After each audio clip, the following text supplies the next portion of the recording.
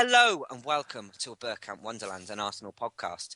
I'm Gimli, and tonight my guests are... First up, he's fat, hairy, and he still has to be here. It's Danny. All right. Dropped the GFP this week. Hey. Did anybody else have that feeling that as soon as you went, hello, I heard in my head the Davis going, hello, wherever he does it. I swear I say the intros faster now. Yeah. Even though it's just like, yeah. Just so he can't get in. It's podcast Tourette's is what it is. Hello! You got the is it the yips or the jips with the dart where you can't let go? You have to... I don't know. It's just, hello and welcome to Yeah, that's it. Right, next up, cricket lover and son of God, it's Raj Patel. Hello, Gimli. Been a while? Been a while. Yeah, it's been about 5 weeks, isn't it? Where you been? I've been on tour for a month and then went over to Delhi to watch a couple of the World Cup T20s. Sadly, England lost in the last over. Did you have a good time? Yeah, it was brilliant.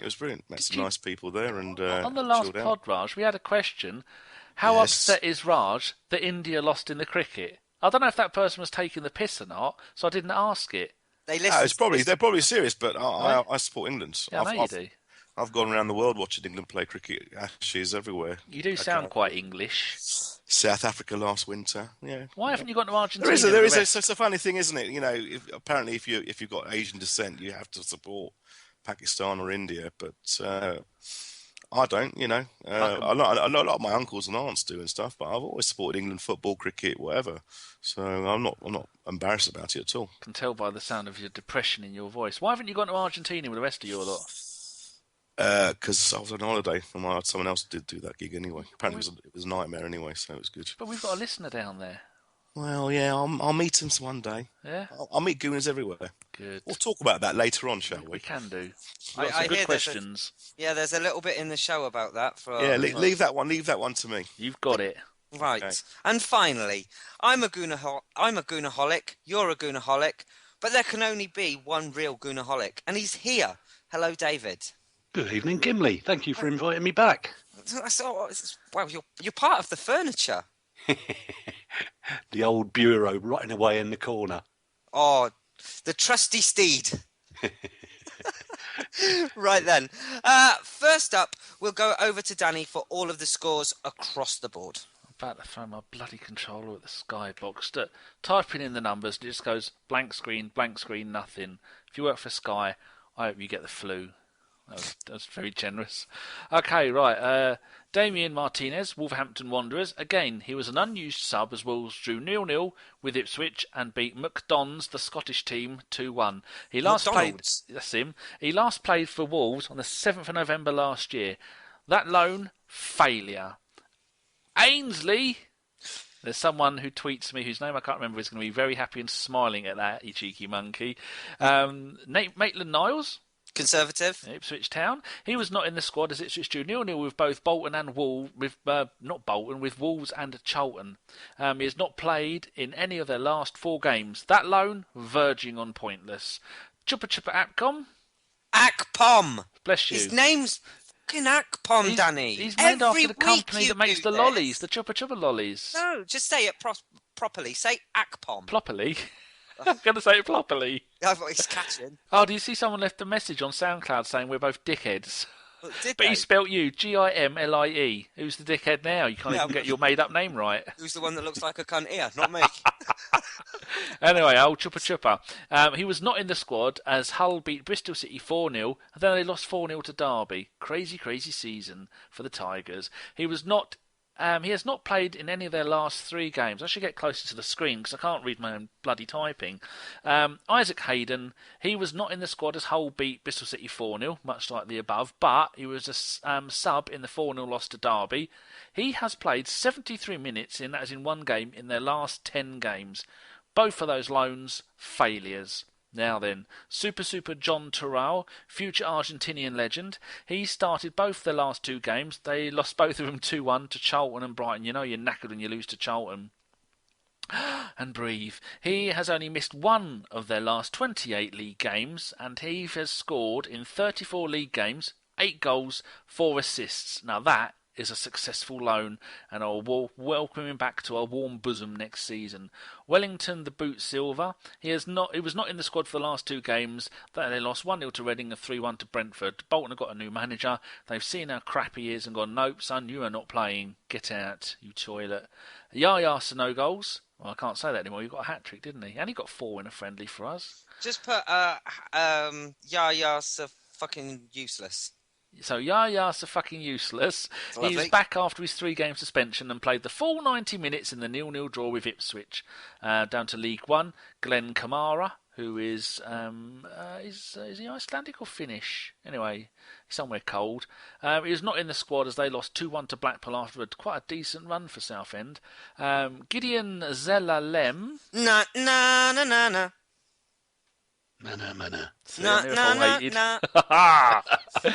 Finally, the man is back. He came on for the last 10 minutes in a 3-3 draw with the mighty Wraith Rovers, and he was an unused sub in the momentous, the astounding, the wonderful 1-0 win over Dumbarton. And do you know why that was so good? Don't know. Rangers are now back in the Premier League. They have won the championship title. Not for me, I'm a Celtic and Berwick Rangers fan. So Rangers back in the Scottish Premier League. Ooh, ding dong. So that'll be a 2-team league next season, maybe. I don't know whether they're going to have the money to do that. I suppose I'd say that loan is successful. Wojciech Szczesny of Roma started in the 4-1 win at Lazio, who then fired their manager. That's now for his last 10 Serie A games, 9 wins and a draw. That, I'd say, is a successful loan. But it's more of a, we don't want you at the club loan, more than a go out there and get some experience loan. Matthew Debuchy, Bordeaux. He was not in the squad for the 2-1 win at Monaco. That's 5 games in a row he has missed now. I think 3 of them were because he had a knee injury or something. And the other 2, they just don't want him in the squad. More doom and gloom. The under-21s, we lost 1-0 at Blackburn. We are now 8 points behind the leaders Derby with 3 games in hand. At one point, we were 4 games in hand and about 5 points behind them. But we've lost 2 games in a row now. But we're only 1 point behind Villa, who is second place, which is there's only 2 go up in this league. So we're 1 point behind them with 2 games in hand. Please don't mess this up, ladies and gentlemen. The under-18s, more bad news. We drew 2-2 with Man City in the second leg of the FA Youth Cup semi-final, but lost 4-3 on aggregate. Chris Willock and Doniel Mallon scored our goals, and those 2 are names to keep an eye on because they're something else. The ladies, apparently their season has kicked off, David. It has. We drew 2-2 and then won 4-3 on penalties as we beat Notts County in the FA Cup semi-final to make it through. No, made it in the quarter-final to make it through to the semi-final. I don't know who we're playing in the final or in the semi-final. In the semi-final, they did the draw this week. We've got Sunderland and Manchester City are playing Chelsea in the other one. Oh, through to the final then. Lovely, and get murdered in the final. The goals from Kelly Smith, who is an Arsenal legend of sorts, and the sub, Pablos Sanchon. Wow, that's a name. And during the penalty shootout, our keeper, Sari van Vindendal, I might actually have said that name right. She is brilliant, by the way. Is she? She saved 3 penalties, didn't she? Yeah. Wow. They've only just signed her this season, haven't they? Yes, yeah. I thought so. And I'm not even reading that from anywhere. Yeah, so did you watch the game? I didn't see this one, no. I watched the game before last week. They're not a bad-looking side. Yeah? Do you think we've got any chance with Man City and Chelsea having all of the money and Liverpool? Yes, because we've got probably a stronger squad than Manchester City. Yeah. Although they nicked a win over us last week. That was largely because we had someone sent off after 12 minutes. And you can't, unfortunately, losing a player at that level against a team like that, it's cost us dear. But if that's the only one we lose to the big sides, if we can draw with the others away, beat them at home, yeah, there's a chance. Oh, I never know. Back to the glory days, hopefully. Gimli, that's me. I'm all done. Lovely stuff. Yeah, well, that was nice and chock full of information as always. Love it. It's like a smorgasbord. Of It is. smorgasbordarian. I can't believe we've used an intelligent word like that on the podcast. No. And it came from you. Woof. It's a food term. Why do you think he knows it? Hey! Yeah, that's actually a don't very you good fucking point. join in as well.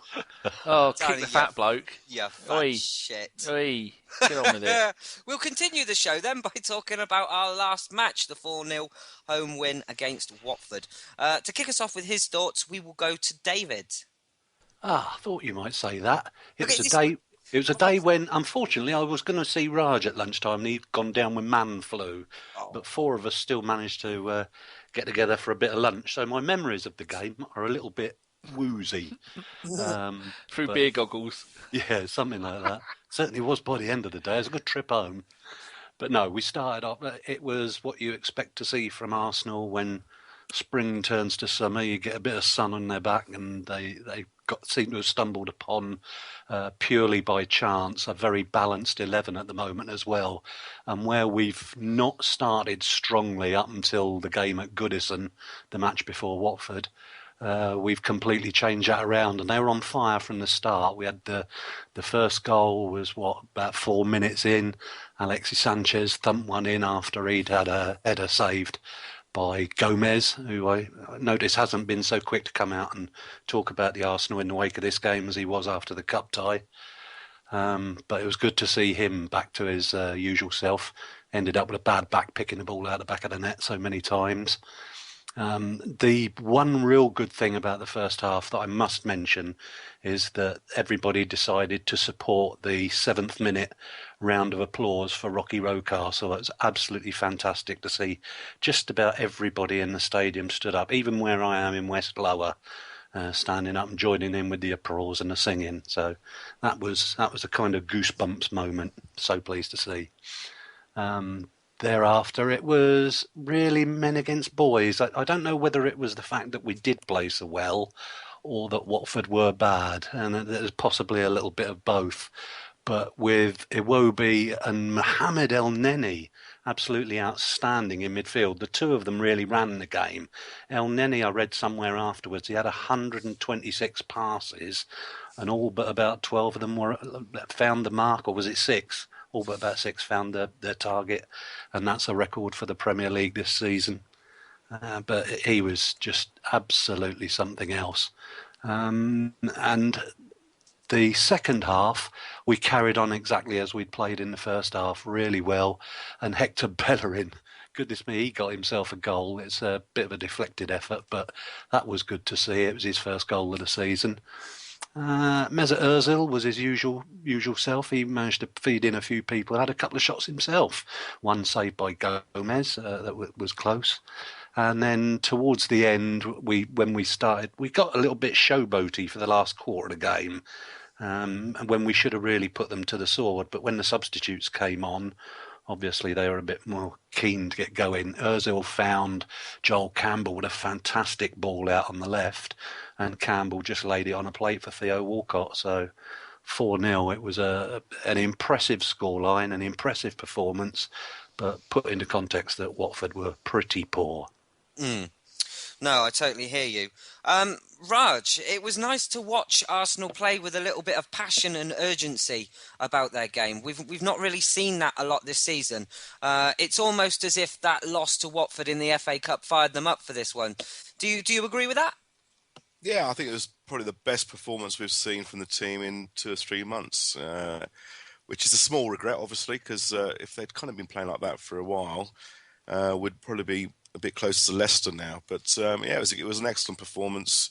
As Dave said, El Neni and Iwobi were fantastic, and I'd just like to see that kind of level of performance over the next few games and try and keep some sort of pressure up on Leicester and Tottenham, because it's still mathematically possible, but it's down to us to get these wins in now. 3 points every time. Definitely so. We'll talk about a couple of the star performers for the game, Danny, and we'll come to you. Hello. Alexis Sanchez got us off the mark, and he was lively all afternoon, wasn't he? He's a wonderful, lovely Chilean, and I want is he Chilean? Of course he is. I always get him and Espina mixed up where they come from. Yeah, he was absolutely brilliant, and I've said for quite a while. Remember in the whole of the window in the summer and the winter transfer windows, if I can get that out right. I was saying that I want somebody to play on the left-hand side. I was saying, me and Dom were both saying that we wanted Mario Götze or the two that are at Wolfsburg. He scored last night. Andre Schürrle, and what's the other one at Wolfsburg? Left-sided attacking midfielder. Yep, that's it, people at home and on the tractor. That's the one I was on about. And I said, no, we don't need him. We've got Sanchez. I said, me and Chris, I remember saying that if you buy someone for the left-hand side, then Sanchez, who is a naturally right-footed player and plays roughly on the right-hand side when he plays for Chile, maybe slightly over to the Ozil position a little bit more, but he's so good. He said, just go and play in goal if you want. I said, I want to see Sanchez playing on the right-hand side because he's had his first great season where he scored all those goals because you always get that first season, don't you? And then he was running down the left-hand side and then he'll cut in on his right foot and go, oh, people aren't expecting that because if you're down the left-hand side, you're going to run down the left and then you're going to maybe cross it to the left or you're going to come in your left. So for the first season, he got that season and now they've all sussed him out. And so that's why all this season he's had so much trouble on the left-hand side because they know he's going to run down and he's going to cut on in his right foot. So I said, now is the time that we need to get another player on the left-hand side and let Sanchez play on the right, which for me is by far his best position, either there or in the Ozil hole, or maybe even as a little bit as a striker as well. Like I think I saw one of the teams at the weekend. I think they played with no strikers. They just had, it was Germany, that was it. Germany, when they played the international game a couple of weeks ago, I'm sure they started one of their games with no recognised striker, like anyway, people will know that one what about, hopefully, because I'm gibbering on like a fool. So, we played him on the right-hand side, and now that combination up front of Iwobi on the left, Ozil in the middle, Sanchez on the right, and Welbeck, more importantly, up front, that four have come together just, well, it may be a game or two late, but that is clicking superbly. Iwobi full of confidence, Sanchez has all the skills, Ozil dropping back a little bit deeper into midfield. Remember earlier in the season when I think Coquelin maybe got sent off, or somebody that was in midfield got sent off, and then he dropped back into playing central midfield. And I thought at the time, yeah, that looks like he could do a job because he's not having to attack as much, and he can, when you sit a little bit further back, you get to see a better panoramic view of what's going on ahead of you. And I thought, well, I quite like Ozil in that role as long as he's got someone to protect him, because if he doesn't, he's going to be kicked up in the air the entire game. So he's moving a little bit further back. Iwobi is full of confidence, and Welbeck is, there's a cat, hello. Don't stick your nails in me. God, it's 2 weeks now. I've been attacked by a cat mid-pod. So Welbeck is brilliant, and it's good to see Giroud on the bench, because remember when Theo started playing up front for the beginning of this season, he was Giroud weren't happy. When Giroud come on, he was angry, and I think an angry Giroud is the best kind of Giroud. So that front four for me, with those El Neni, like David was saying, El Neni with those passing stats, absolutely stunning playing in midfield. But I think Sanchez is the one that makes everything tick there, because he's like the Bergkamp of Arsenal. And some people may say it's the Ozil, but Ozil doesn't score the goals. Sanchez is the one that, if I was playing in that team, he's the one, like you were saying, he had an outstanding game, that he's the one I'd look to make the magic happen, and he is, and it is absolutely stunning to see. He just looking, he got an opt rating of 9, he had 4 shots on goal, 84% pass success rate, and Blue is the other team. Yeah, so just absolutely stunning. And I actually look forward to watching us play when we have those 4 up front, so I expect Wenger to change it any day now. No, he probably will, actually. Raj, you haven't been on for about 5 weeks, which pretty much covers the emergence of Iwobi. But he had another goal and he got another man of the match. He's a tasty player, isn't he? He is. He's looking very, very good. He's looking very accomplished on the ball. He's got a lot of style. He's got a lot of quality. But like the person I am, I want to see him play 12, 15, 20 games before going completely overboard with him, because he's still got a lot to learn and he's still got a long way to go. But he's had a great start to his career. When he first, I've still watched all these games while I've been away, and he did a little periscope after his first one, and little alarm bells went ringing because he was acting like a real twat, really, basically on Periscope. And I just thought, well, hold on, just stay humble for a bit longer. He's got everything in him that to make him into a really, really good, great player. But I just want to kind of rein everyone's hopes and aspirations a little bit and allow him to play a good 20 games before we make even bigger judgments than that. Did he have a touch of the frimpongs? Yeah, well, funny enough, when I saw the Periscope, the first word that came out was dench. I thought, dench, this is frimpong again, And I thought, no, hold on, you've scored a goal, brilliant, enjoy it, but don't act like a tit on social media. because we've seen that happen before, and we know what happened to Frimpong. But he's a better player than Frimpong, even now. I know we all got excited about Frimpong because he played a couple of games and he did well, but Iwobi has the class. He just needs that attitude now. And let's not go overboard just yet. Just enjoy his performances. And, we can cross our fingers and hopefully, sometime in October, November, we'll start thinking that he's the real deal. But he needs to get more and more games. It's just like Elneny, really. Just give those two loads of games because they do look good. Jim, are you asking anybody about comparing this game to the FA Cup game? Or can I ask? Oh, no, go for it. I haven't got anything. Has anybody got any idea of just how, when Watford play their virtual second team, as in the FA Cup, they beat us 2-1 at home, they play their best team and we smashed them 4-0 at home within a few weeks of each other? Has anybody got any idea on why that happened? Because I don't. I think it's because we turned up for this game. Yeah. Apart from that, a lot of people are arguing that there's no pressure on us now, and we're now, when there's no pressure, we can be flat track bullies and stuff. I'm not too sure that's the right argument. I think when we played Watford in the Cup, we were completely insipid that day. It was depressing to watch. I was there myself, but it was in the middle of a horrendous run of results, and I think there was no confidence. And this time round, we're playing with a bit more freedom now. So I just hope we carry on playing like that. I did kind of, if I remember the first game correctly, the first half, we were absolutely in control of it, but we didn't have Iwobi in the side. We didn't have anybody playing with any urgency, and what chances were there were sort of half chances. There was no real opportunity to score, and I think everybody thought when it was 0-0 at half time that we would come out and we would do the business in the second half. And in fact, Watford came out and caught us cold and got 2 very quick goals.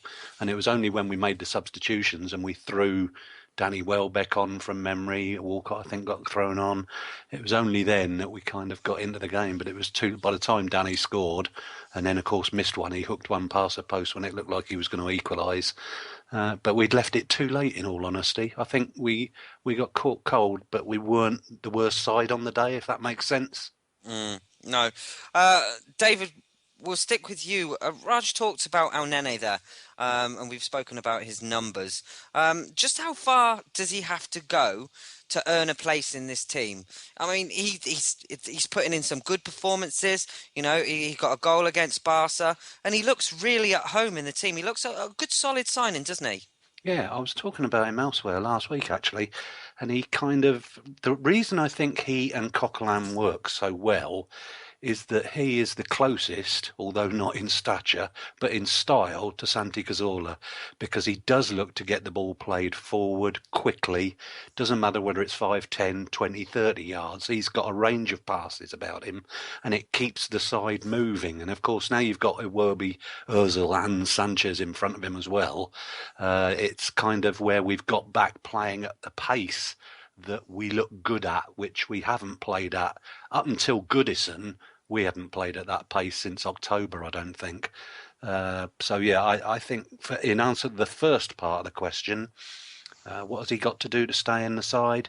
Keep playing the way he's playing at the moment. I don't think Aaron Ramsey reclaims that spot automatically when he's fit. It'd be interesting to see Santi, if he's back midway through April, maybe towards the end of April, do we need to rush him back and risk him having a recurrence of the injury? I don't know. I'd be tempted, as long as he's on his current form, I'd be tempted to stay with him. If he's playing like this in a month's time, say by the end of April, as Dave says, and Santi's available, I think he'll keep Santi out the team, because you can't drop someone who's playing like that. And Santi's been out for so long; he's just not going to be match ready anyway. And also, if everyone's hopes are fulfilled, we might be there with a sniff. You can't be taking gambles at that time of the season. No, definitely not. And we don't know whether he's an injury-prone boy or what yet. It's his kind of first half a season in English football. He might just find it all a bit fast for him after half a dozen games. You don't know, but certainly the way he's played the last couple of weeks, he's a class act. Our medical team are yet to ruin him. And you can say Arsblog, you're on there, because he's the granddaddy of podcasting. And yeah, people should go and hear your dulcet tones on Arsblog. Is it Arsblog? He's got 2 or 3 accounts. Never sure which one is used for the podcast. It's Arsblog, isn't it? Yeah, it is. He's got about 3 accounts. Yeah, Andrew. Oh, he's a lovely. He's been on with us 3 times. Yeah, he has. He is a really lovely guy. Go and give him a follow. And go and listen to his podcast. It's better than ours. Seeing as you piped up, Danny, we'll speak to you about Hector Bellerin. Just how good has he been for us this season? I mean, he's got his first, like David said, of the season. I know he's got quite a few assists, hasn't he? Have you heard the tweet that was going around about that? No. It said Hector Bellerin, he's having a good season when he's got more goals than Hazard and he's got more assists than Fabregas. Who's Hazard? Hazard. Eden Hazard. Oh, yeah, it's a Hazard. Yeah. That's a slightly effeminate French accent, Belgian accent. Same is thing. He on course to be the best right back we've ever had? No, that's Lee Dixon. Oh, goodness me, that's soon. And Pat Rice. They're way too sort of bloody hell. I think David would have smacked you if you'd been in the same room. Go on, Dave, you can have that. No, I didn't say it really was. I just heathen. No, I just said, is he on course? No, you didn't. You said he is. No, I didn't. No, he did ask the question. I think the question a little soon. But he's definitely he's right up there, though, isn't he? But I did say on course, so... No, I'm just being mean to you, like you're mean to me for every pod for the last 147 we've done. You're just fat. Shut up! I can't get over that fact. Do you know? Oh, I'm cuddly. Put the pie down, get a treadmill, and... Oh, no, actually, you're in a wheelchair. You can't get a treadmill. No. Oh, this has gone bad quickly, hasn't it? David... Did you see that video that the Offspring put in the WhatsApp group of her tickling me, and then I can't breathe, and Dom goes, he's not breathing! Tickles me under my armpits and in my neck, and I just go, I go all Christopher Reeve on her. Oh, no, Danny! I'm allowed to, he's one of my own. David, Hector Bellerin, do you think that there will be Barcelona interest this summer, and do you think his head could be turned? Yes and no. I would be surprised if there wasn't any interest from Barcelona, but I don't think I think, as with Cesc, I think he'll want to get some years under his belt here first. And let's hope we haven't got to face that situation in maybe 4 or 5 years' time. But I think he's pretty happy at Arsenal. I think he came out about 6 months ago and he alluded to the fact that when he got offered the deal with Arsenal, he took it with both hands. And he looks back at Spain now, and most of the people that he was at La Masia with are playing like 3rd division Spain, and Arsenal giving him the chance, and they've been good to him by putting so much faith in him. And with possibly John Terrell coming back next season, maybe, and getting a promotion to the first team squad. Yeah, hopefully there's a bloke he's known for most of his life. I was speaking to someone this week that has a good grasp of Spanish football, and he told me that when we signed Bellerin and Torrao, it was the player we actually wanted was Torrao. So Bellerin just came extra, and look at where he is now. He's just an incredible player for me. Absolutely love him. Raj, we'll go to you next because Theo Walcott took off his invisibility cloak in the 90th minute and he got a goal. What's your thoughts on him? He's taken some pouters lately. My opinion hasn't changed, really. It's nice to see him score goals. We need everyone to play well, and he's a squad player, so I'll back him 100%. But I haven't changed my mind about his future. I think his future is elsewhere. Whether we sell him or not is another thing. That's just my own opinion. But, if he wants to score loads of goals now, great. But it's not going to change my opinion whatsoever of him. I think he's had his time here. Anybody else want to come in on that? Is there any Walcott fans among us tonight? I'm not as down on him as most others are, but I think he's getting to the stage where we want to see some consistent finished product rather than... it's been an inconsistent season for him. Do you want... Sorry, Dave. Do you want Theo to carry on like he is now, up and down all season? Or do we want to give Iwobi the games now and see whether, you're going to have to choose between the two of them at some point. Yeah, and I did say last week I wouldn't be at all surprised if Theo did go in the summer, but, and it's a big but, he is English, he's homegrown, There's a premium on his head. Who would be prepared to pay the English premium, particularly in an inflated market this summer, for him? I don't know. I think it's touch and go whether we could find a taker at the sort of money he should command in the summer. I think there'll be plenty. To be honest, I think we could talk about it another time, but there'll be plenty of clubs with plenty of money this summer. But Lukaku going for 70, we've got to get 40 for him. If they're going to pay that, we won't much, get £40 million for him. Probably get 15 or 20. Yeah, 25 max. This summer the market is going to be crazy because you've got the Chinese buy-in, you've got the television money really kicking in. So everybody in the Premier League has money, and that will drive prices up. You've got American teams coming to prominence as well. Yeah. He doesn't have his career might not be in the UK or Europe. That's all I'm saying. Worth a lot more than 20 million though. But we can't keep paying 110 grand a week for someone who is essentially useless as a sub. Do you know what, Theo Walcott? Really, when I sat here and think about it, MLS, Theo Walcott, he is like the kind of marquee player to go over to MLS, earn an absolute shitload of cash, be average, but be a superstar for their league. Well, it has happened with Giovinco. He went to I think he went to Toronto, and Giovinco is the highest paid player in MLS up until the end of last season. That was because I don't know who else has come in, like the likes of Gerrard and Cole.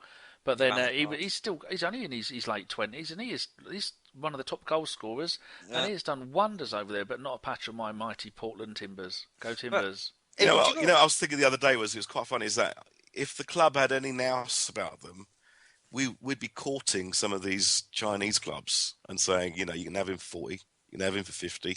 These clubs can afford it. Why not sell some of our players that we don't need to China? These players will end up on massive contracts. You could sell Theo to China for 50, 60 million. You're turning into a slave trader. These players have to want to go there, mate. 250 grand a week. 250 grand a week. Go. They'd go. I promise you. They're already going, Dave, aren't they? We've seen plenty of transfers over the last couple of months for other clubs.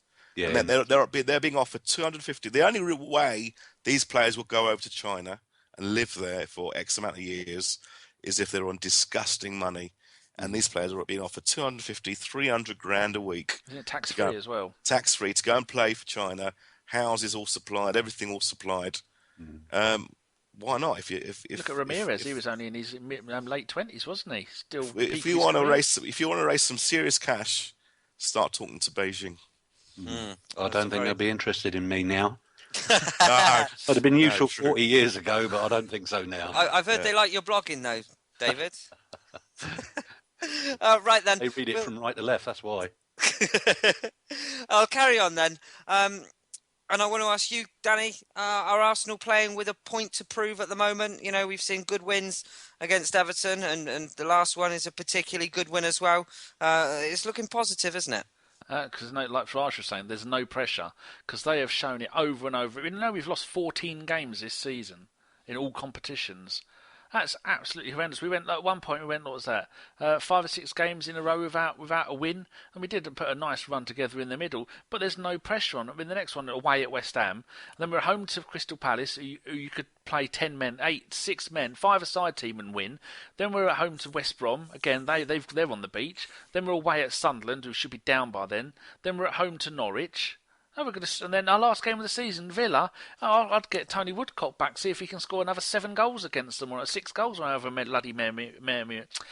many it was. Our season is going to look brilliant, and it's going to get us all excited for next season, because we're playing rubbish teams from now on. And that's because, like Raj was saying, there's no pressure. We failed it. We're not going to win the league. We're out of the cup. We're out of everything else. We've got no chance. Oh, there you go. They will start suddenly playing well. And West Ham and Manchester City might argue about being called a rubbish team, though. That's why I went from Norwich to Aston Villa and left out Man City. There again, they're doing their best to try and get to the Champions League final, and I hope they get through against PSG. Sorry, Chris, but if they do, they ain't going to give a damn about playing us in the league, are they? They're going to be trying to concentrate on the Champions League.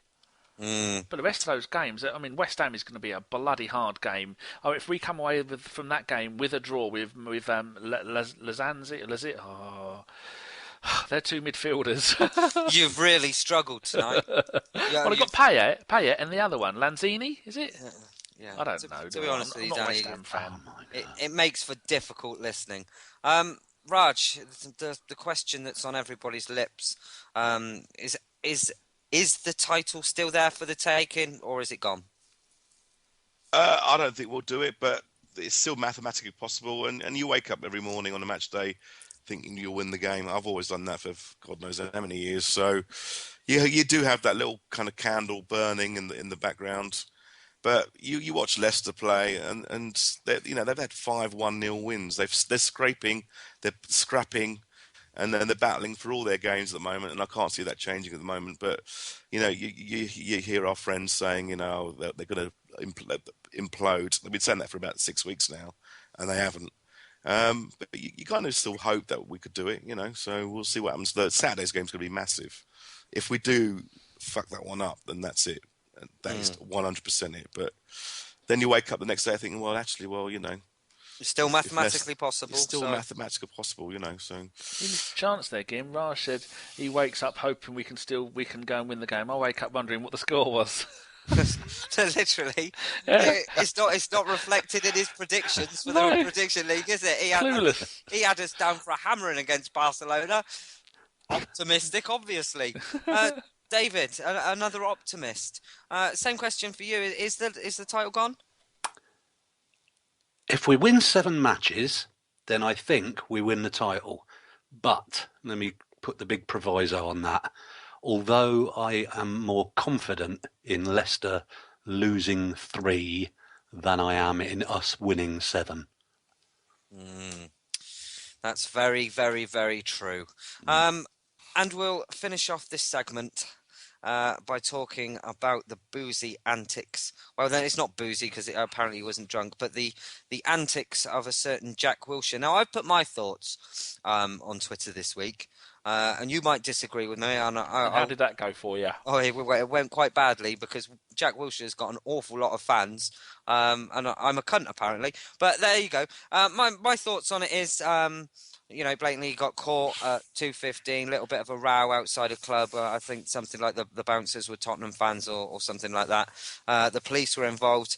I look at it very dimly, and I think, if it's off-season, I don't take a second look at things like that. If Jack Wilshere's in the team and playing well and the team's winning, I don't give that a second thought. The truth is Jack Wilshere isn't in the team, so he can't be playing well. He's on the road to recovery, just started training again, and I think in season players shouldn't be doing things like this. You can say Chesney with the smoking, and it's not the first time with Jack Wilshere. I think it brings bad publicity to the club. It makes him look, quite frankly, like a bit of a chav. And I just think it sits badly with me. I think there's a certain air of professionalism that he fails to grasp in representing Arsenal Football Club. That's what I tweeted. I got pouters for it. What do you boys think of this, Danny? See, I was about to pop another pretzel in my mouth, and I thought, no, I'll risk it. I don't care what he does. I like Jack more than I like nearly any other player or supporter or owner of the club or any of the backroom staff or the stadium itself. They can all fuck off. That's Jack I like. I don't care what he does. He can do no wrong for me. Was it you that set up that account and called me a horrible C word then? No, I usually tell you that anyway. But no, I don't care what he does. I look at that as if... he quite reminds me of old school 80s George Graham days Arsenal. He has that kind of attitude. He has so much love and passion for the club. I think for me that lets him get away with fucking murder. And just think if back in the days of the Tuesday Club, that if they'd have been out and then you've had Bold and Keown and Adams and all that lot all sat in a pub and someone had come up to them with a camera and filming them, they'd have beat the fuck out of them. That's what I'd have done. If I'd have been Jack or his mates, I'd have gone and lumped every single one of those twats filming it, and that makes his entire life a pain in the arse. What they don't show is the stuff leading up to it. You say he wasn't drunk, so if he goes out, let him go out. I don't care. But 2:15 in the morning? I don't care if it's 5 a.m. in the morning. What day of the week was it? Weekend, wasn't it? I couldn't actually tell you. Well, there you go. I think it was probably Saturday night. I don't care. But it's all these more. You need to know the whole story of what happened beforehand. And what happened beforehand was probably a load of Spurs fans and other dickheads winding him up the whole time. So he decides to go and stand outside. And then someone said, oh, he's gone and hit me, which he probably didn't hit anybody. So then the police were obliged to come and speak to him. We don't know what he said to the police or the police said to him. They might be going, oh, you're right, Jack, any chance of an autograph for my kid? But the papers are making, everything the paper said was, as we understand. That's a little bit like taking quotes from Twitter. It's bullshit. Fuck them all. Jack, you do all right by me. Just can't wait till you're back and you show all these morons what you can do. But after the Euros, please. Not before. Okay. So that's Danny's thoughts. David, if we can have your thoughts on it? I take elements from both of you, quite frankly. I do think he has a kind of a responsibility during the season to try and not put himself in a position where this might happen. But I agree with Danny. We don't know what happened. The newspaper account was, I'm pretty sure, 99% fabrication. Whether it was Tottenham fans involved, whoever, we don't know, and we won't ever know the truth behind that. But yeah, he put himself in that position, and he ought to perhaps think a little bit harder about doing so again in the future, because it's not the first time. Let's face it, it's the second time he's been caught. Is it a nightclub? Apparently acting badly. I can't even get. I'm going to have to get some new teeth, you know. What's right? It's you and Danny tonight. You just. Oh. I do apologise, but no, he's got a responsibility to be careful about where he is seen during the season. Raj? Pretty much the same as Dave. I'm kind of in between you and Danny in terms of views and stuff. When I first read about it, I didn't really lose any sleep over it. Thought it was a bit silly for him to do that kind of stuff. I'm a bit old-fashioned in that if you play for your club, you represent the club on and off the field, especially in the week of Rocastle's anniversary, and it kind of reminded me of how he conducted himself. So yeah, he's a bit silly, but you don't know whether the reports are true or not. So I kind of moved on from it. I didn't really I mean, Twitter's just is so horrendous at the moment. One small thing, and people go on and on about it for 12 hours. It was ridiculous. So, yeah, that was it really. I think many people are going to look at this many ways, and I think it's been covered quite well by all of us. So there's nothing left to say really on the game other than go to Danny for the best of the Twitter questions, Danny. Oh, best. Years ago it was best. Now it's just whatever we've got left. We can be bothered. Dimitri, I think he was drinking the dark stuff because he sent in about 5 questions, 4 of which were absolute nonsense. But I think he did that on purpose. He says, if Cech is fit, does the spinner get dropped or don't disrupt what's working? Gimli, go on. I think Cech is the first choice. If Cech is fit, he goes in goal. Simple as that for me. Anybody disagree? No. David? No, not at all.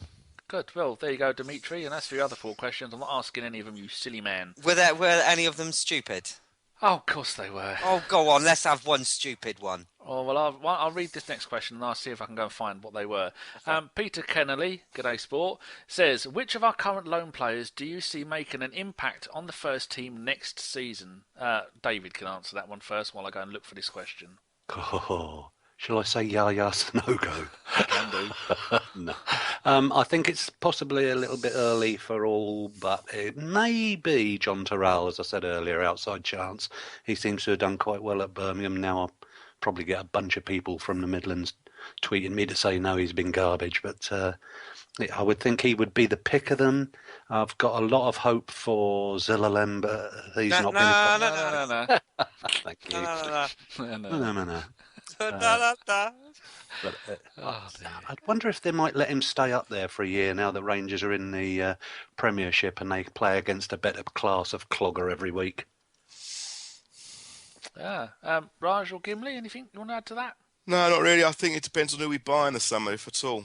If we buy players, then I don't think they've got a remote hell of a chance of getting into the first team squad.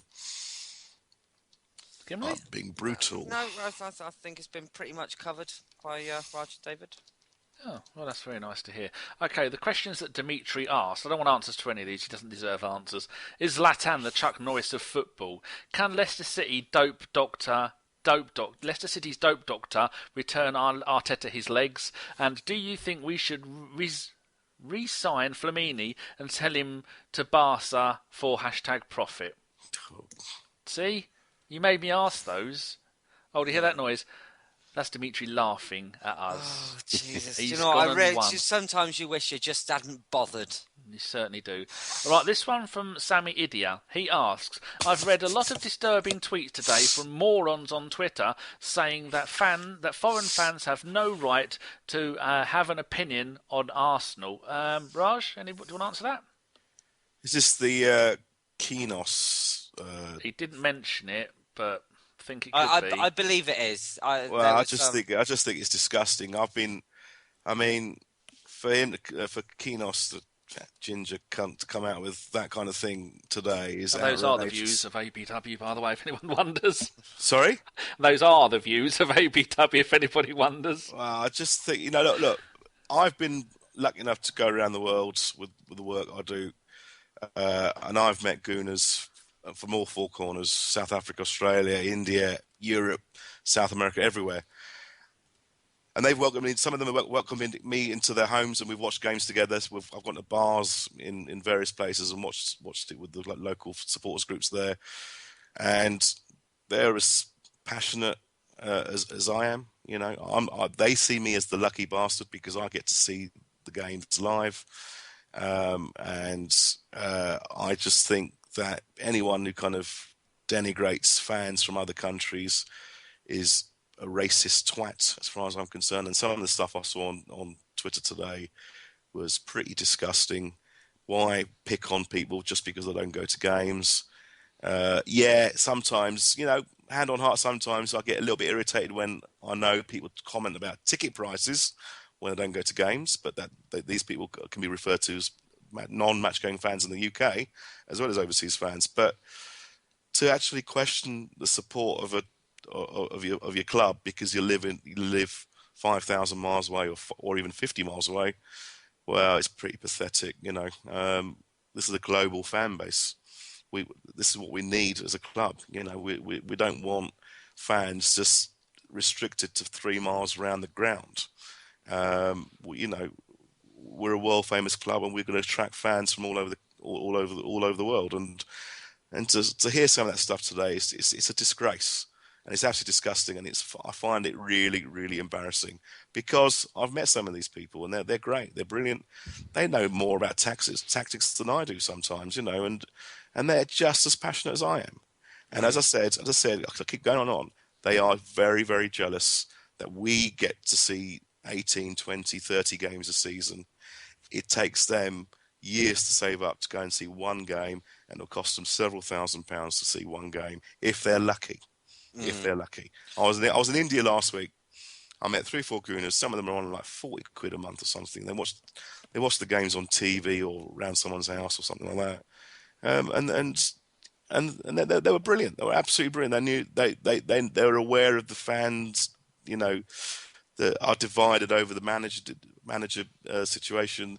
They know about everything that's been happening this season. They asked me questions about who do you think we should get in the summer, and they gave me their opinions as well, which were very considered. And just because I just don't understand it, is it really? I mean, I just thought that some of the stuff I saw today was racist, and I think that's disgusting. And then this is Arsenal Football Club that 30 years ago got rid of racism on the terraces, and to hear that kind of shit today, it's depressing, and I think anyone who says that should be condemned. I agree.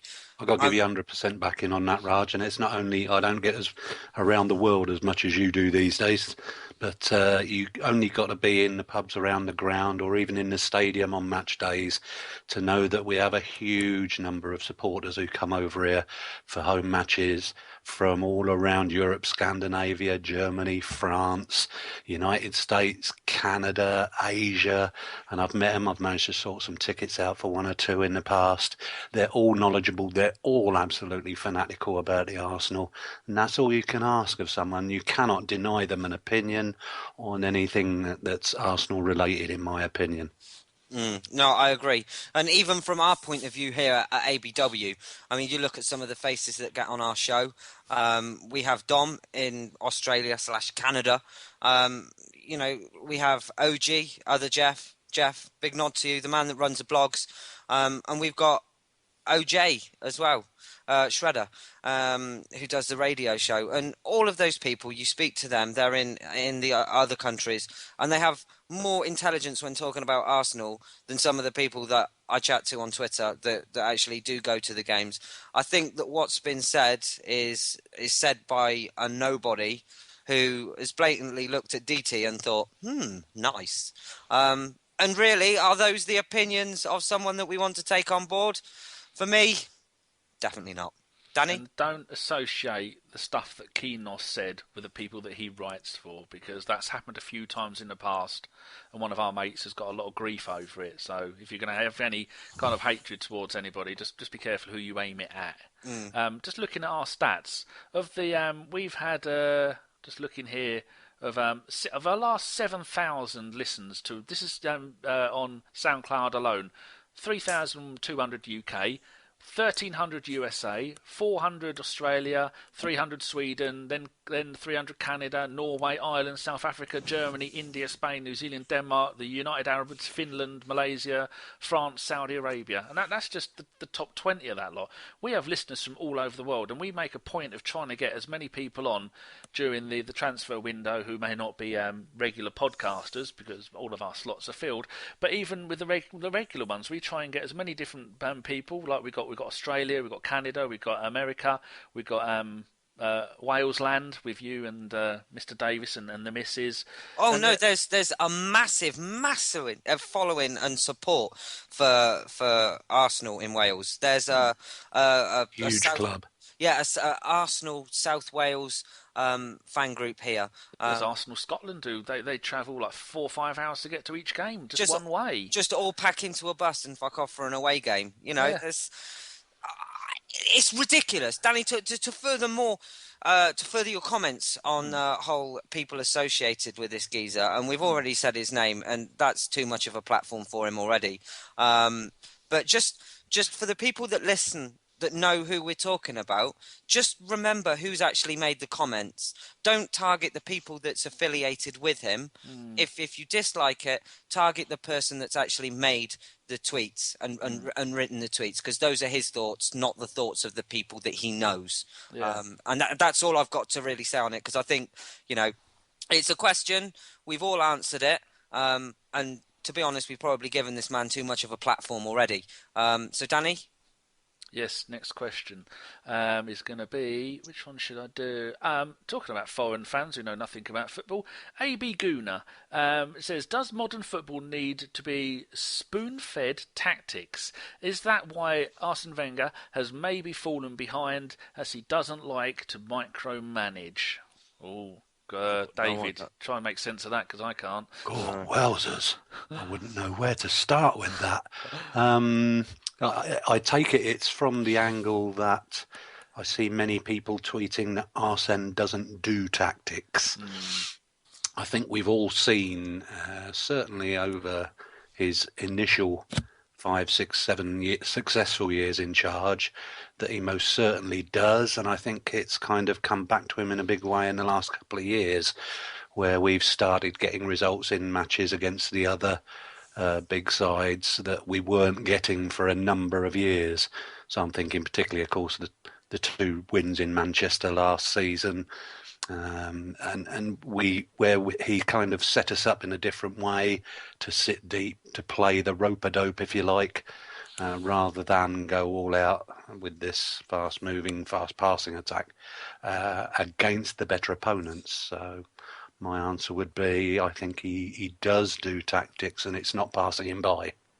Can I chip in on that? Sorry, Dave, I think it was a suggestion is, has modern football left Arsenal and Wenger behind in terms of methodology and tactics and man management and all that everything to do with modern football management? No, entirely subjective, because I'm not there every day in and day out. But I would be very surprised if he were not keeping abreast of everything that's going on out there. Fair enough. No, I think know he you did. might disagree, right? That's all right. I don't I know. don't disagree. I don't know. You're spot on. We're not there every day. But I think that was the question: is has he been left behind in that? Even I couldn't answer that question. Gimli? I'm not stupid enough to answer that question. I think it's going back to what David said. He has in big games got tactics absolutely spot on. To mention one of those games, Man City away last year, we were He's fantastic. changing his ways, though, isn't he? He didn't used to do that. Santi Cazorla in that game was phenomenal, and the players played phenomenally. The tactics. That's a double phenomenon, he? It was, but that game was that good. It deserved it. I mean, it ticked all the boxes. It proved that he can set up against good teams and win. But the problem is, why doesn't it happen every week? There you go. It's an oxymoron. There again, that was from a gooner in Canada, and we know how much Canadians know. Foreign fans know nothing, Danny. We all know this. That's an idiot. Right, next question is from Rahman AFC, who I don't say where he is, but it's not an English-sounding name, so this will probably be a stupid question. Oh. That kit going around, does anyone on the pod hate it? Now, I've asked on my Twitter for anybody who can show me a picture of it, and Akib, that's not an English-sounding name, and Sadia all knows that. They probably know nothing, but they've both sent me pictures of it, and I think it's bloody awful. Why the hell have we got blue shorts with a red kit? Oh, it's the one that looks like the chili kit, isn't it? Oh, it's awful. When I'm in charge of Arsenal, people, I will do a competition, and we will make all of our kits in-house, and we will have people design competitions, and that's how they get made. That'd be brilliant. I personally didn't mind it. However, blue shorts. However, it's bollocks.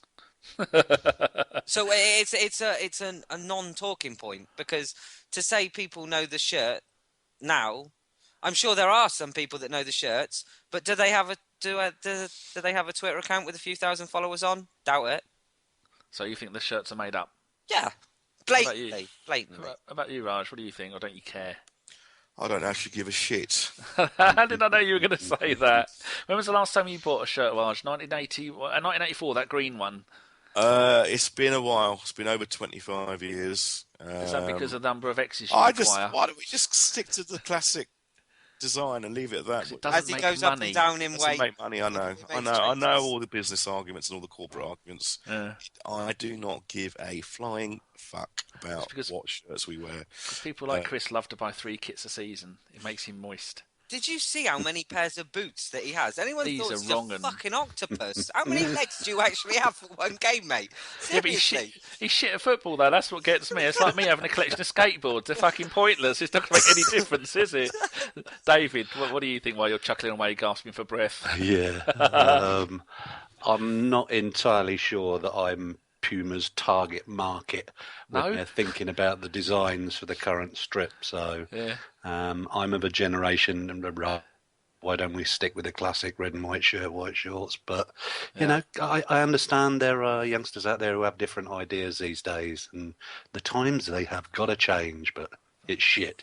And also, when I'm in charge, we will have no shirt sponsors. It will have the Arsenal badge, the old Arsenal badge, and the cannon will be round the right way round. And we'll have no sponsorship around the stadium either. And all of your mates above you, Raj, you know, all those executive club box wankers, that's all getting pulled out and we're having more seating. Or actually, so basically, when you're in charge of Arsenal, we'll be absolutely skint and we'll still not be buying players. Yeah, but season tickets are a tenner each as well. Better be a fucking good atmosphere. Hey, get in. Yeah. And everyone will be forced to smoke drugs before they come in. # losing but winning. A great atmosphere in Division 3. That's it. Talking about stupid foreigners who know nothing. Gentle German Gooner, who's German. What's your favourite? Knows fuck all. Knows fuck all. What's your favourite? Oh, actually, we had him on a little while ago, didn't we? What did we have him on for? I don't know. I was speaking to him. I know. Speaking of transfer deadline day, I think. People in foreign countries. We've got Swiss Ramble on next week. He probably knows nothing. Chocolate munching twat. No, if he's listening to this, we do actually love. We do. I've made the mistake of cutting someone off on this podcast, and they took it jokingly, and we don't speak anymore. So, God, if I'd have known he was on, I'd have waited another week. Oh, Well, you David, never know. Someone might have an accident between now and then. come back. I can guarantee you that our lot will probably not reply when I ask who wants to come on. So, David, the spot's yours. David, tell people just how big Mr. Swiss Ramble is and how good his finance work is. Don't know if you've seen this week's piece, or was it last week's piece he did on Burnley Football Club? No. But I think it was Alistair Campbell who tweeted yesterday or the day before that people in the Burnley boardroom are reading what he wrote and talking about it and discussing it, which is kind of informs you about how people hold his work in such high regard, and he thoroughly earns it. He does very, very good pieces. To anyone who's not A, following at Swiss Ramble on Twitter, and B, anyone who doesn't read his blog regularly, you are missing an education. See? And David would know. Gimli, how many of your foot crayon drawings have you had looked at by mainly boards of football clubs around the country? Oh, thousands. Really? Yeah. Is that because you've been sticking them to their windscreens again? Oh no, sometimes I put the crowns in my mouth to draw them as well. I'm artistic. Oh, there you go. So, getting back to the Mr. Gentle German Gooner, who we did have on the transfer deadline day, and he is indeed German, and Gimli will say and admit that he is actually very gentle. And he is a lovely, lovely man. He is. And even if he wasn't, we'd say that just to make a point. Exactly. Favourite season run in, or you lot can have a think. My favourite one is going to be the 1988-89 season, where it culminated with us beating Liverpool 2-1 at Anfield, 2-0 at Anfield, 2-1, what am I thinking about? I was there. Were you lot all there?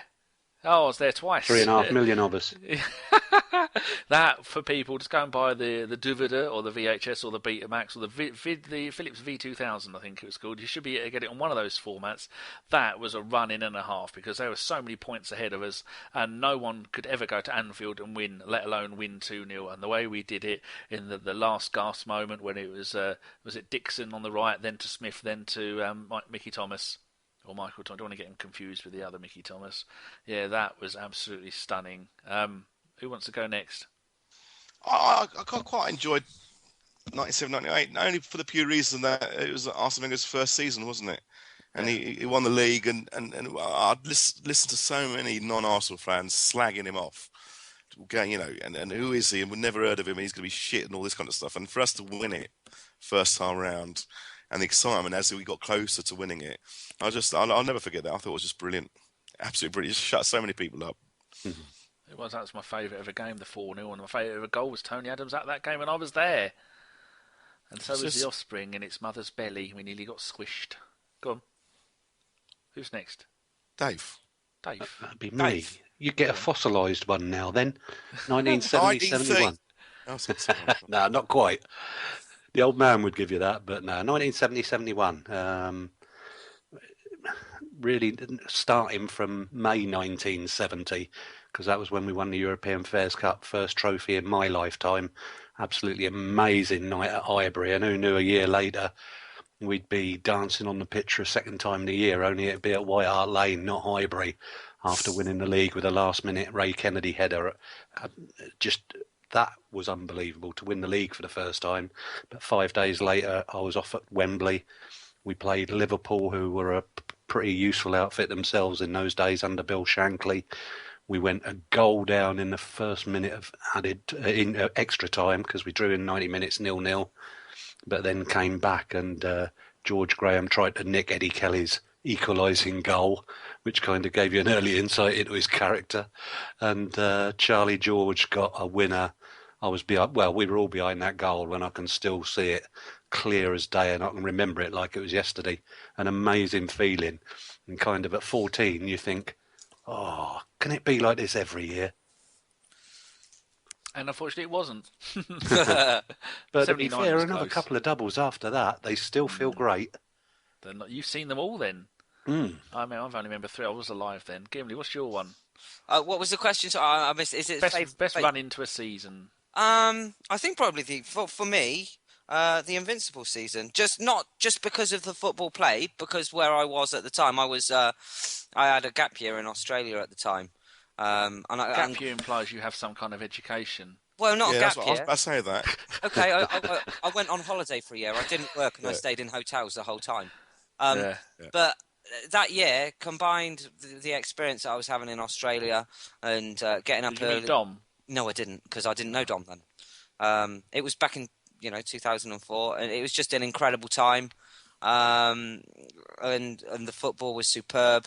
The fact of going unbeaten, and I still think even now, most of our fans don't realise just how much of an achievement that season was. To go unbeaten, I can stand here hand on heart and say we may never ever see that again in our lifetime. That's just how incredible that was. And the money that's coming into football and the lower clubs spending the money and getting the players like Stoke with Shaqiri, the league is so much tighter, you will just never ever see it again. I don't believe in my lifetime I'll see it again, and that's why it's so special. Man United can joke about their 19, 20, 21 championships, but have they got a gold one? Have they? Fuck. Thank you very Mostly much. that's got to do with the fact that you'll be dead by the end of next week with a cannabis-related illness. I fell asleep under a bus. I have been getting quite forgetful lately. You've already told us that twice. Have I really? No. Oh. Right. Next question from Issa. Actually, I didn't do any of these questions in any particular order. Issa, who is, I think he's an African bloke living in Saudi, because we had him on. He was on our transfer deadline day. And also, before those, we had Dimitri, who sounds Russian, Peter Kennelly, who's in Australia. There's no English people bothering to ask us any questions. Do you know why? Why? It's because the English people don't care. They don't fucking care. Right. Maybe they look at us and they say, look, foreigner podcast, Dom, OJ. We've no time for that. They know nothing. Dom isn't even here and it's all about him again, isn't it? We won't listen because they know nothing. They've got foreigners on their panel. That's it. Shit podcast. Hashtag shit podcast. Hashtag budget podcast. That's it. Budget Jesus. It's all his fault. Yeah. Anyway, Issa says, can the British court, Arsene Wenger re-signed a few seasons ago, now be deemed as a failure? Felt like this season was make or break. I'm not sure what he means re-signed a few seasons. Big contracts, wasn't it? Had the big deal of Gibbs and Walcott and Wilshere and Ramsey and all that lot, all signed at the big table. 5 of them sat at the table, they all signed new deals. That's what he means. Raj, you're taking a deep sigh there. What do you think? Yes. Okay, Dave, is that all you're going to say? Well, I mean, I'll tell you what, let Dave speak and I'll speak against it. Whatever he says, I'll go opposite. Just say you agree with Raj, Dave, then he'll have to argue with himself. Well, I mean, Dave, has it been a success?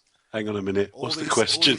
All these kids we signed and Walcott and all that, and put them on $100,000 a week and $80,000 a week before they'd even played a game and all that kind of stuff. Has it been a success? Go on. It hasn't been. We're talking about the Go whole on, and then reign. he tells you the answer. Are we talking about the whole reign? No, just the recent one. Recent 5-6 years, I think that's what I'm saying. Then you have to say, given that we're not yet at the end of this season, which may prove that it all has been, I've always argued that as long as we're improving, then things are on the up. I don't see us improving this year, because we're not going to have the FA Cup. I don't see us finishing in first place, which is really the only way you can demonstrate improvement over last season. So a no, and a sorry to say no. Finally got him to do it. But you knew I'd done that a couple of weeks ago. I did that after the Watford Cup tie, Raj. Yeah, let's not go negative on this one today. We don't need to talk about that stuff. I can mix this up a bit. Go on, you mix it up. Does the fact that Chris now lives under the sea make him a foreign fan? No, but he's SpongeBob pants do though. No, he's not. He's fucking sponge knob.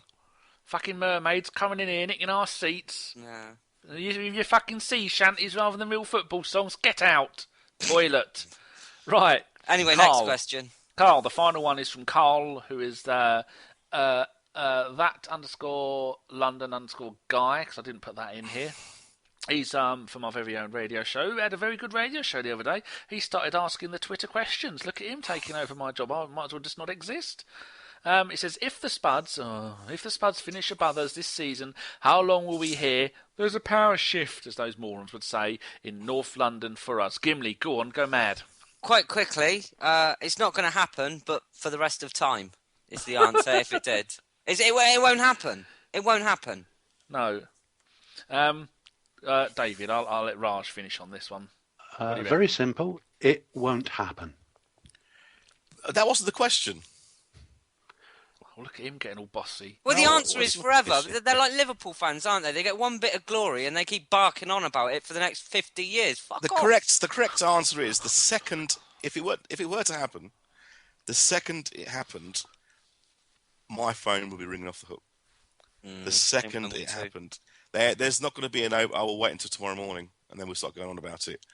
The second it happened, it will be all over social media. My life will be over personally. I'd have to change my phone number. That's how quickly it's going to happen. But I don't think it will. I think Tottenham will bottle it again. If you change They're your not phone good number, enough. that's a lot of telephone boxes you're going to have to go to change it. Oh, Well, God. Tottenham may be back to square one by next summer because Eric Dier's already got interest from, is it Bayern Munich? You know, they can't keep the calibre of players that they've got, so... New stadium, have to sell everybody. No, exactly. But you look at the points. Go on. I was just saying that moving to this new stadium, people slag off Arsene Wenger. You can't deny what he's done with the team, with the funds that he's had. You can't deny that. That's fucking fact.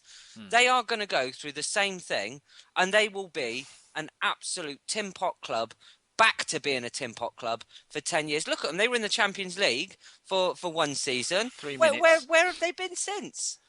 They got fucking big our shadow. mouths and fuck all to back it up with. They're a joke of a club. The fact is that they are where they are now. They will spontaneously collapse because of who they are. They are a fucking joke.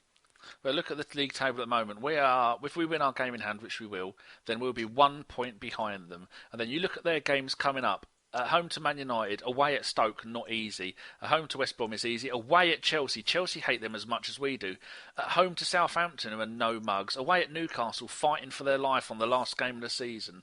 I reckon we're going to finish about 3 or 4 points above them when the league is over, as long as Wenger doesn't Wenger it up.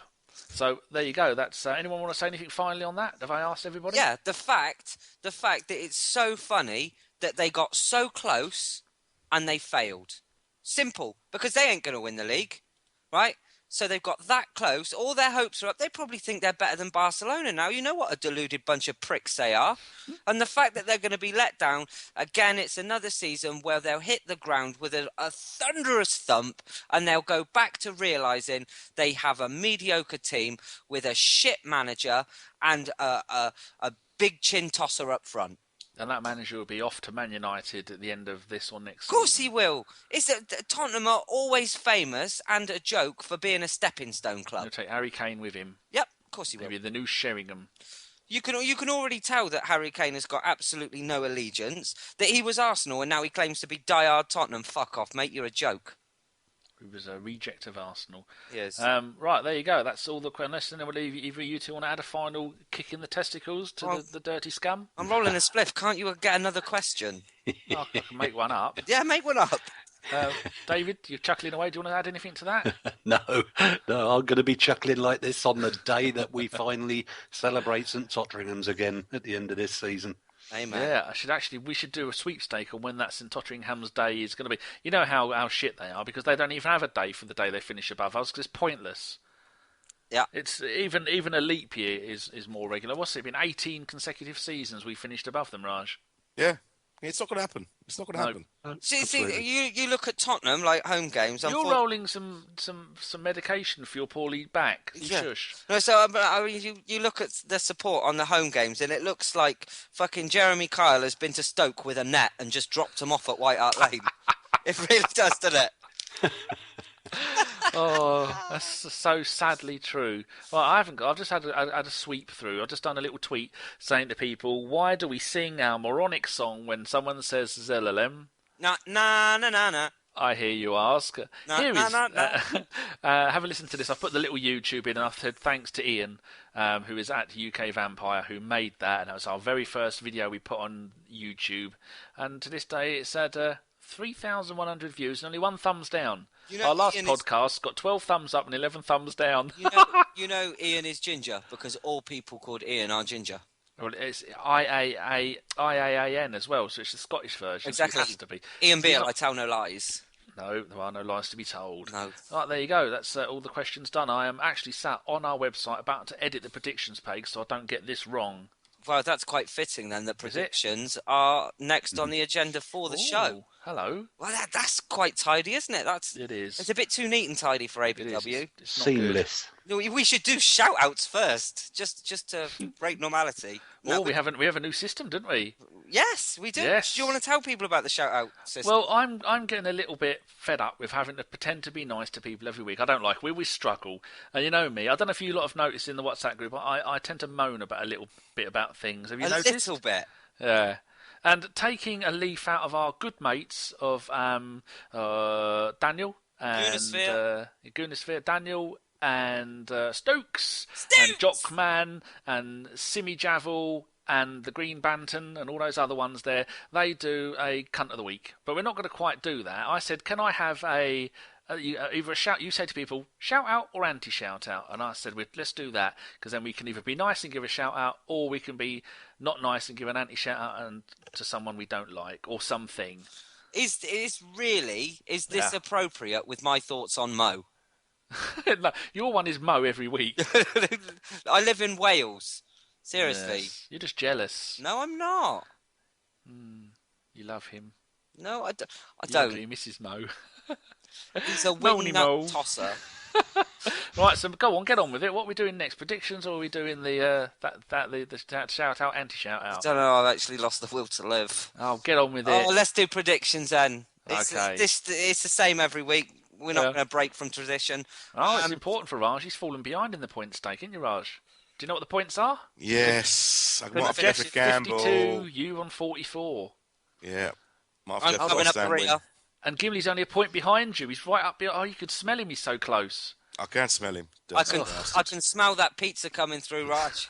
There's a sickly sweet sort of a smell. I never knew ginger hair could stink that much. Oh, in your face. Ginger on top, smelly box. That's my prediction. What's your prediction then, Gim? 2-0 Sanchez. Thank you very much and good night. Raj? 2-1 to West Ham. I've got to go for it. You said, I quote you at the start of this podcast, you said, we all wake up on a match day and feel positive. I do. I still feel that, but I've got to. This is completely different. Tactics. There's a lot of silverware at stake. You won't change your prediction on match day. You lied. I might change my prediction on match day, but I'll do 2-1 West Ham, and I think. Carroll's looking. Oh, it's got. Ozil will score. I've got to go for a big 1-0 up, 2-1 down. Yep. Oh, sneaky. If I Funny. was you, I'd pick Payet. I'm going to go 1-1, and Payet scored the first goal. That's the West Ham one, because he's the only player I can remember and be able to know how to spell. Okay. David? 4-2 Arsenal, Danny Welbeck. Oh, you like it. It's a tasty prediction, that one. Oh, it's going to click update. There you go. It's going to be one of those games on Saturday. It's on the site, ready to go. Actually, I didn't put David's thing in because he can do it for the listeners. So if I go a little bit further down, I can find him. Yes. Oh, there we go. The Goonaholic. You know, someone else has got Goonaholic, so you had to get the. Did you take yours first, or did they get theirs first? No, he got it first. Swine. Do you know what I found out? And this he's a week? foreigner. He doesn't know bugger all about the club. Dirty foreign bastard. I Tweet found, him.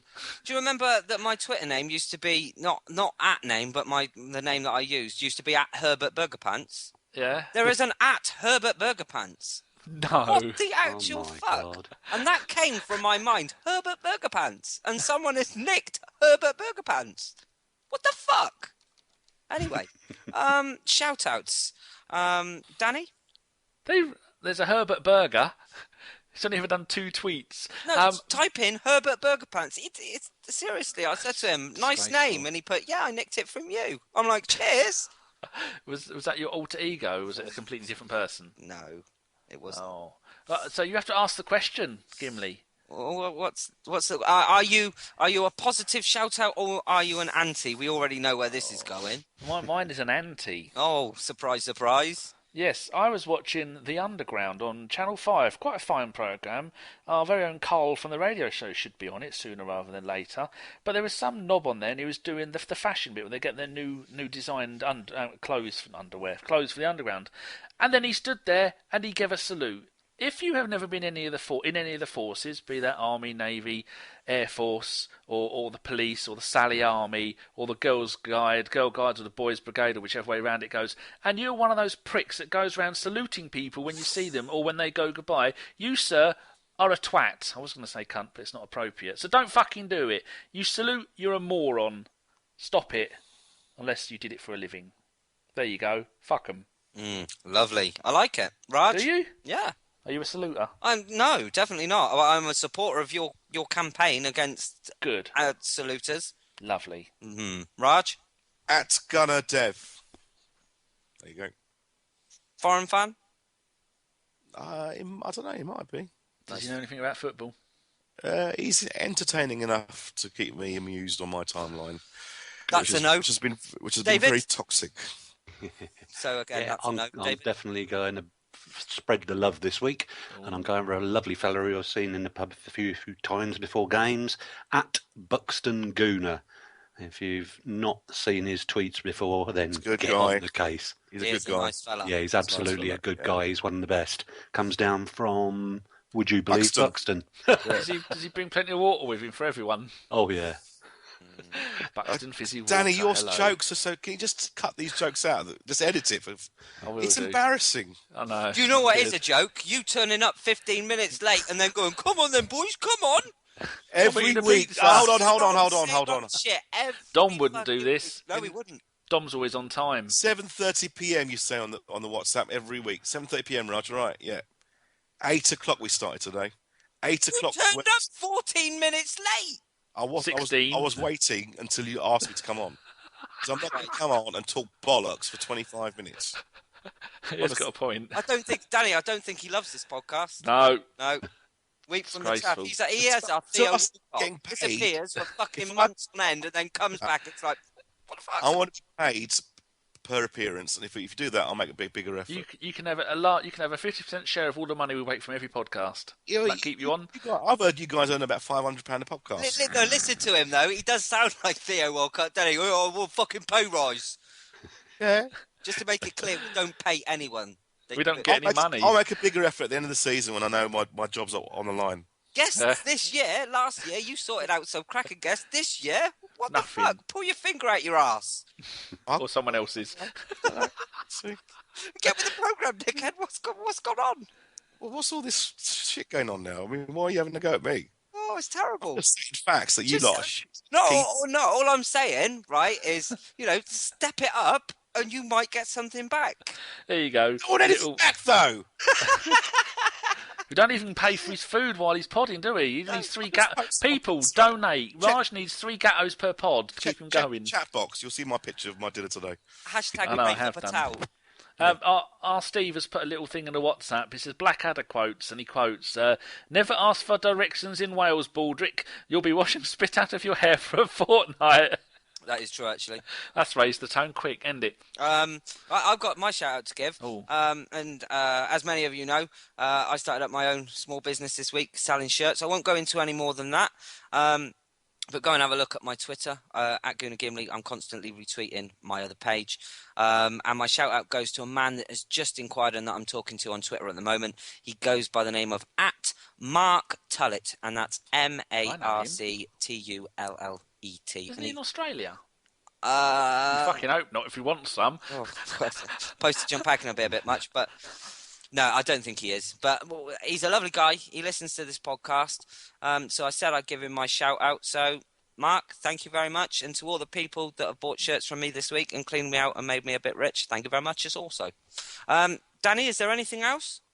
Just for you to say goodbye. Wonderful. Thank you very much to all of my panellists tonight. Jeff Arsenal couldn't make it because he's too lazy to reply to his DMs. Raj, Get down, dog.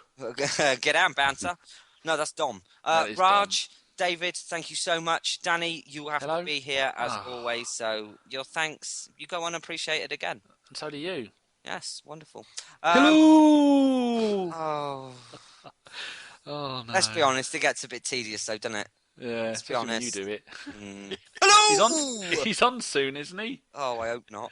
Oh dear, it'll be 3 hours of hello. Love you, Jace. I feel like having Lionel Richie here. Hey! Hey! So that was a Bergkamp Wonderland podcast. Thank you so much for listening. And keep it Arsenal. Good night. Nanu nanu, cheeky monkeys.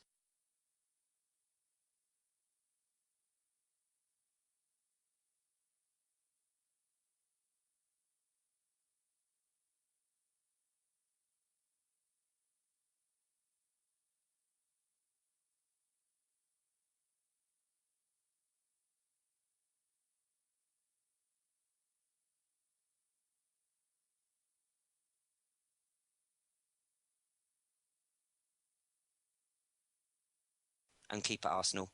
Good night. Nanu nanu, cheeky monkeys. But not the foreign fans. You can all fuck off. You know nothing. Nothing. Know nothing. They're probably trying to tune us in on the microwave, you idiots. They're probably spitting their crayons out, going, it's 4-4-2, go back to 4-4-2. It's working for Leicester. Mm. There you go. Who knew? You know it's right. 1 hour, 23 minutes. Was that 1 not hour, good? 23 minutes. Was that not good? That's better.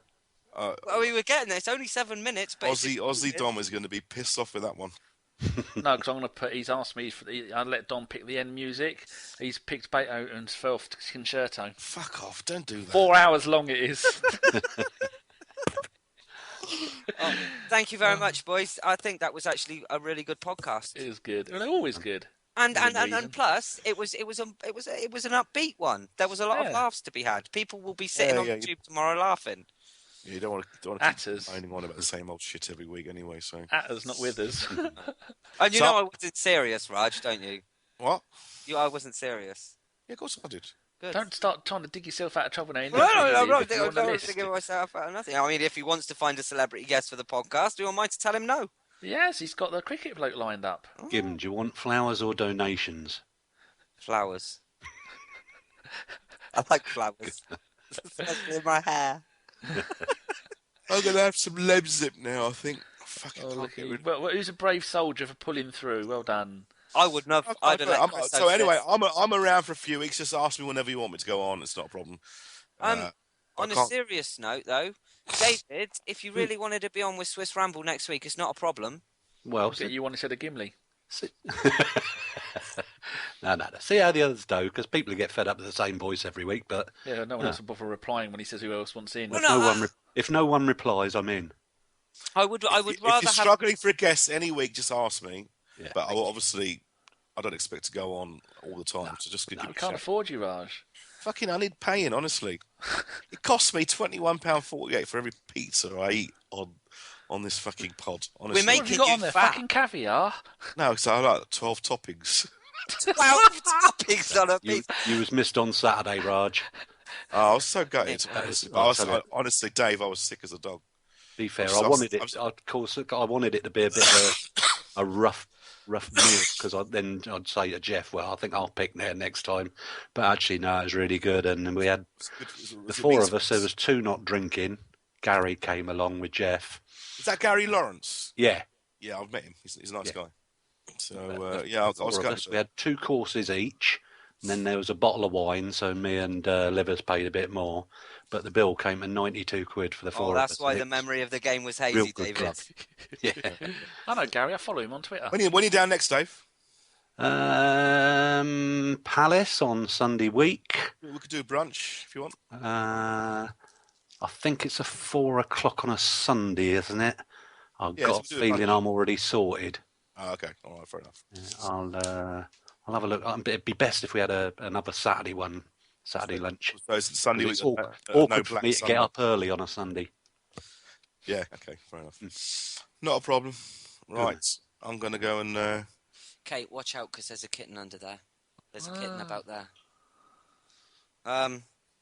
Yeah, anyway, thank you very much for that tonight, boys. It was very good. I really enjoyed it.